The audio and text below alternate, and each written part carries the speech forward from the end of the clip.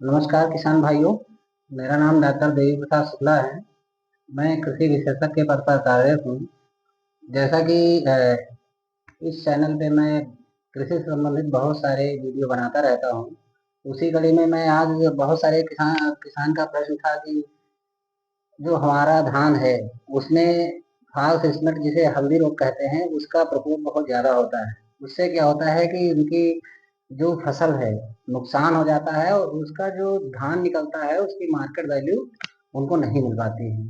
तो आज उसी के बारे में हम विस्तृत चर्चा करेंगे और उसके बारे में आज हम पता चलेगा कि रोग क्यों होता है, उसको कैसे हम पहचाने और उसका प्रबंधन के बारे में आज जानेंगे।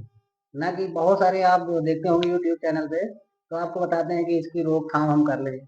तो अगर आप इस सीजन में रोकथाम कर लेंगे तो अगले सीजन में आपका रोग वो फिर आएगा। तो आज हम जानते हैं कि कम्प्लीटली उसका प्रबंधन कैसे करते हैं जिससे हमारे आने वाले फसल में इस रोग का आसानी से रोकथाम की जा सके और उसमें अटैक ना हो। तो आइए जानते हैं बिंदुवार क्या है इसके। जैसे आप देखते होंगे पहला इसको कहते हैं, इसको फाल्स स्मट भी कहते हैं, फाल्स स्मट भी कहते हैं और धान का आभासी रोग भी कहते हैं इसको, और हल्दिया रोग। ये बहुत ही किसानों के बीच में बहुत ही फेमस है हल्दिया रोग। क्यों? इसका जो पाउडर होता है वो हल्दी जैसे होते हैं पीली, इसी कलर का होता है, तो इसीलिए इसका नाम क्या पड़ गया, हल्दिया रोग। तो हल्दिया रोग के नाम से किसानों के बीच में ज्यादा जानते हैं। और जो हमारे पढ़ने वाले स्टूडेंट हैं उसको फाल्स स्मेट और धान का आभासी रोग, ये दो नाम से भी जानते हैं। तो दोनों के लिए है, फार्मर में ये ज्यादा पॉपुलर है हल्दी रोग। अब इसका जानते हैं रोग आने का कारण। देखिए मोस्टली कोई अगर बीमारी होती, चाहे मनुष्य में हो चाहे पौधे में हो, उसका कोई ना कोई एक कारण होता है। उनमें से हम कारण को देखते हैं तो आर्द्रता, ह्यूमिडिटी जब ज्यादा होती है। आप ह्यूमिडिटी कब ज्यादा होती है? जब बरसात में आप देखते होंगे कि ह्यूमिडिटी आर्द्रता हमारे वायुमंडल में ज्यादा होती है। तो उस समय क्या है कि जब 90% प्रतिशत से अधिक जब आर्द्रता होगी तो उसमें क्या है, रोग फैलने के चांसेस ज्यादा रहेंगे। तापमान, जब तापमान हमारा कितना रहेगा, 25 से 35 डिग्री सेल्सियस के बीच में रहेगा, जब ज्यादा तापमान ज्यादा अधिक रहेगा उस समय इसके फैलने के चांसेस ज्यादा होते हैं। तीसरा, जल भराव की स्थिति, जब वाटर लॉगिंग कंडीशन होगी उस समय क्या होगा कि ये रोग ज्यादा फैलेगा। तो हमें ये ध्यान रखना है कि जो वाटर लॉगिंग कंडीशन हो उसका जल निकास थोड़ा होना चाहिए। अगर जल निकास नहीं है तो जल निकास बनाइए जिससे क्या हो कि हमारा ये रोग आने से रोकेगा, क्योंकि रोग के जो कारण है उसी पे हमें निदान करना पड़ेगा। ठीक है, महत्वपूर्ण कारण हम जानेंगे। नाइट्रोजन का अधिक प्रयोग। हमारे किसान भाई क्या करते हैं कि 1 एकड़ में अगर धान में देखा जाए तो मैंने पहले के बहुत सारे वीडियो में बताया है कि 1 एकड़ में लगभग 104 से 104 किलो यूरिया लगभग पड़नी चाहिए। 2.5 बैग से 1 एकड़ में ज्यादा यूरिया नहीं डालनी चाहिए। लेकिन बहुत सारे फार्मर किसान क्या करते हैं कि 4 से 5 बैग जितना आया उनके मन में वो डालते हैं। तो उससे क्या होता है, नाइट्रोजन के अधिक प्रयोग से, यूरिया के अधिक प्रयोग से हमारे हमारा जो ये रोग है, जो हल्दिया रोग है, वो बहुत ज्यादा मात्रा में उसको फैलता है। एक ये भी कारण है। तो हमें संतुलित संतुलित यूरिया का ही प्रयोग करें, अधिक यूरिया का प्रयोग नहीं करें। इससे क्या होगा कि हमारी कास्ट लागत भी बढ़ेगी और उससे क्या होगा, हमारे खेत में नुकसान भी होगा। तो दोनों की बचत करने के लिए हमें एक संतुलित मात्रा में प्रयोग करना चाहिए यूरिया का, नाइट्रोजन का। दूसरा, रोग की पहचान हम कैसे करें। जैसे ये हमारे उससे फिगर पे नजर लगी, कैसे बनाया फिगर। ये सपोज करिए कि बाली है, धान की पेनिकल है, और इसमें आप देखेंगे कि ये ऐसे गोल गोल आपको दिखाई देगा, उसमें धब्बे टाइप। अब इसमें दिखाई देगा तो आप देखेंगे शुरुआती दौर में बहुत छोटा होगा और इसका पीला होगा। आप शुरुआती दौर में देखेंगे तो पीले कलर जैसा होगा, इसका रंग जो पीला है। लेकिन अगर बहुत ज्यादा, जब इन्फेस्टेशन बहुत ज्यादा बढ़ जाएगा तो धीरे धीरे उसका जब टाइम मैच्योर होगा तो उसका क्या होगा, रंग क्या होगा, पीले से काला हो जाएगा। और इसका आप देखेंगे जब खेत में सामान्यतया क्या होता है, ये फैलता कैसे है, जब ये हवा चलेगी तब भी फैलेगा, क्योंकि इसमें क्या, इसके अंदर होता है पाउडर। और कोई अगर इस पे कीड़ा बैठा है, एक यहाँ से वो यहाँ पे बैठा इस पे, फिर यहाँ से जाके दूसरे बाली पे गया, बाली पे बैठा तो उस दाने पे बैठेगा तो इसके स्पोर यहाँ आ जाएंगे, तो इससे भी फैलता है। तीसरा, अगर हम खेत में निकलते हैं तो आप देखे होंगे हमारे कपड़े में लग जाता है, तो उससे भी कई तरीके से ये रोग फैलता है। तो हमें इसके कारणों पे जाना है। जब हम इस कारण का निवारण करेंगे तभी ये डिजीज को हम कंट्रोल कर सकते हैं। और रोग की हम पहचान हमको लगता है कि आप लोग समझ गए होंगे, हमारे जो छात्र हैं और हमारे जो किसान भाई हैं, अब उनको कोई रोग पहचानने में प्रॉब्लम नहीं आएगी। शुरुआती दौर में देखेंगे कि बाली के ऊपरी सिरे से धीरे धीरे धीरे धीरे रोग पनपना चालू होता है। ठीक है, तो आगे अब हम बताते हैं।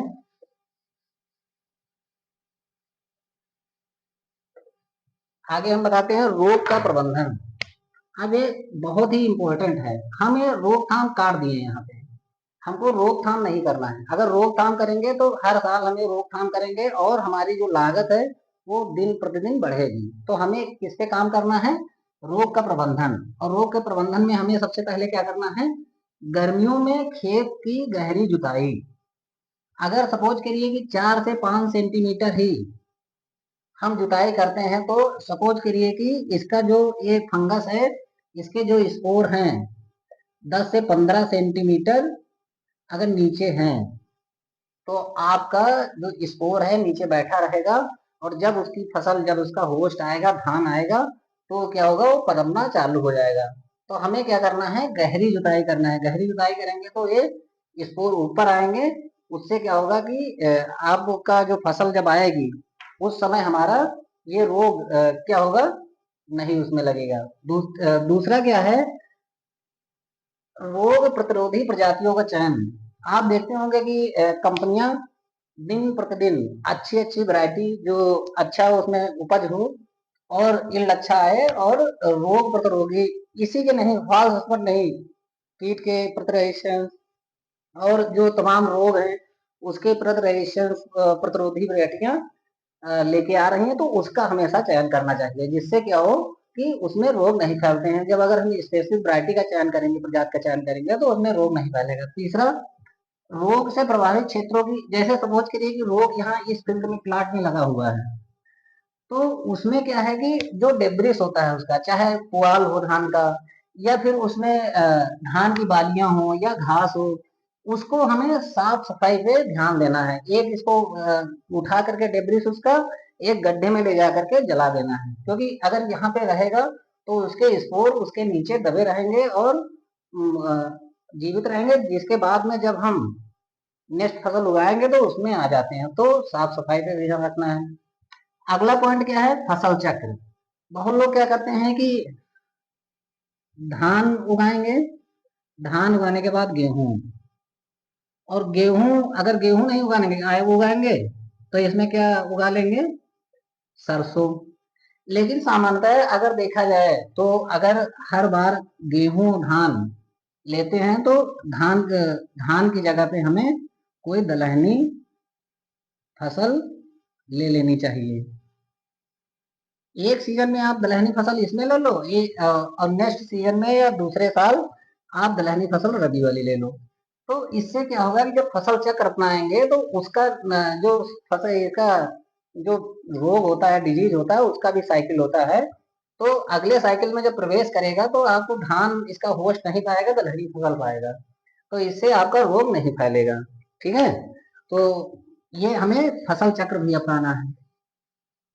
दूसरा नेक्स्ट पॉइंट क्या है, फसल की रोपाई का उचित समय। आप सोचते हैं कि जून के लास्ट से रोपाई स्टार्ट हो जाती है। अगर हम देखते हैं जो फसल, जो भी प्रजाति है, उस प्रजाति के हिसाब से उसका जो टाइमिंग हो, उसी का उचित समय हमें चूज करना चाहिए। ऐसा नहीं है कि अगर अगेती फसल है तो हम उसको पछेती में कर रहे हैं, मिड में कर रहे हैं, और जो पछेती है उसको थोड़ा मिड में कर रहे हैं, अर्ली कर रहे हैं। तो ऐसा हमें नहीं करना चाहिए। और इसके बाद में हमें क्या करना है, 5 ग्राम ट्राइकोडर्मा पर केजी बीज की दर से शोधन करना चाहिए। 5 ग्राम ट्राइकोडर्मा ये क्या है? ये बायो फर्टिलाइजर है। इसके प्रयोग से क्या होगा कि हमारे इसमें ये रोग नहीं लगेंगे। ठीक है। अगला पॉइंट क्या है कि धान के बीज को एक और उपचार है। जैसे धान का बीज जब हम धान की बुआई करने चलते हैं तो उसमें 52 डिग्री सेल्सियस तापमान रख के उसको कितने समय के लिए, 10 मिनट के लिए उसको उसमें डाल देना चाहिए। जिसके बाद में हमें क्या है, इसकी बुआई करेंगे तो उससे क्या होगा, जो धान के ऊपर स्पोर होंगे, धान के ऊपर जो भी स्पोर होंगे चारों तरफ उसके, वो क्या होंगे, स्टरलाइज हो जाएंगे, मर जाएंगे। तो इससे भी आपका ये रोग नियंत्रित हो जाएगा। ठीक है। अगला हम देखते हैं, और इसमें नीम की खली एक ये भी है, 60 किलो 1 एकड़ में नीम की खली का उपयोग भी कर सकते हैं। इसका जब उपयोग करेंगे सामान्यतः बुआई के समय आप कर दीजिए। अगर बुआई के समय या ट्रांसप्लांटिंग के समय जब कर देंगे तो इसका एक ही फॉल्स एस्टिमेट के लिए ही नहीं, बहुत सारे रोगों के लिए फायदा होगा, और ये इसकी न्यूट्रिटिव वैल्यू भी रहती है। ठीक है। तो आप इसको देंगे तो इससे आप बहुत ही ज्यादा बेनिफिट पाएंगे। तो नीम की खली बहुत ही मोस्ट इंपॉर्टेंट है। आप इसको नोट डाउन करिए और इसको रिकमेंड भी करिए। आप खुद यूज करके एक बार देखेंगे तो अगली बार से यूज करने लगेंगे। ये जो पॉइंट मैंने अभी तक डिस्कस किया, ये पॉइंट जब हम नोटिस कर लेंगे, ये पॉइंट पूरा इसको हम एज सच अपने खेत में प्रैक्टिकल प्रयोग के रूप में करेंगे तो हो सकता है जो मैं अब बताने जा रहा हूँ, सामान्यतः बहुत सारे किसानों को यही पॉइंट समझ में आएगा कि रासायनिक उपचार कैसे करें। लेकिन मैं बता दूं, रासायनिक उपचार तो ठीक है, ये लास्ट ऑप्शन है, लेकिन इन सब सारी चीजों का जब हम उपयोग करेंगे तो यहाँ पे मुझे बहुत कम आना पड़ेगा। यहाँ रासायनिक उपचार कम आना पड़ेगा और आपकी पैसे की बचत भी होगी, और जो हमारा इकोनॉमिक नुकसान हो रहा है वो कम होगा। ठीक है। अब रासायनिक उपचार पे आते हैं, तो इसका प्रयोग कब करना है। जैसे सपोज करिए कि हम ऐसा क्या करते हैं कि जब बालियां निकल जाती हैं उसके बाद में जब हम इसका उपयोग करते हैं तो उसमें क्या होता है कि बालियां जब निकल आती हैं तो उसमें जब इसका उपयोग करते हैं तो ये पाउडर होता है और पाउडर फैलने लगता है। जब फैलने लगता है तो हमें इसका उस समय रोकथाम नहीं कर पाएंगे, क्योंकि ये इसका जो इन्फेस्टेशन है हो गया है। उसके लिए हमें क्या करना है, पहले से एजॉक्सी पहले से जैसे जब फसल हमारी 45 से 50 दिन की हो जाए, मतलब बालियां निकलने से पहले, उसमें हमें क्या करना है, ये जितना ऊपर लिखा है डबल टेक्निकल है। एक तो ये इसका एजॉक्सी स्ट्रोबिन और टेबिकोनाजोल, इसका 1 से 1.5 ml पर लीटर करेंगे। और दूसरा ट्राईफ्लोक्सी स्ट्रोबिन और टेबिकोनाजोल, इसका कितना वो उपयोग करेंगे, 1 से 1.5 ग्राम पर लीटर करेंगे। और ये डबल टेक्निकल है अगर इन्फेस्टेशन बहुत ज्यादा है, और केवल फॉल्स स्मट को ही नहीं ये बचाएंगे, बहुत सारे जो रोग लगते हैं उससे इसको बचाएंगे।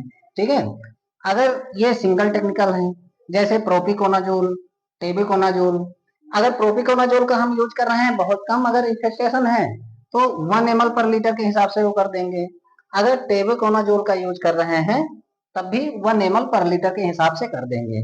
और सामान्यतः आप देखेंगे कॉपर ऑक्सीक्लोराइड, कॉपर ऑक्सीक्लोराइड का यूज हमें करना है तो इसका 2 से 2.5 ग्राम पर लीटर पानी में हम इसका प्रयोग करेंगे, और ये अर्ली स्टेज में करेंगे। जो भी ये नहीं, बालियां निकलने के बाद हमें इसका उपयोग नहीं करना है। और कार्बेंडाजिम मैनकोजेब, ये भी सांप के नाम से बहुत ही ज्यादा मार्केट में पॉपुलर है और हर एक उसमें पड़ता है। ठीक है। तो कार्बेंडाजिम और मैनकोजेब का उपयोग भी 2 से 2.5 ग्राम पर लीटर के हिसाब से, ये दोनों में इसका डुअल यूज है, मतलब कि 2 प्रकार से यूज कर सकते हैं।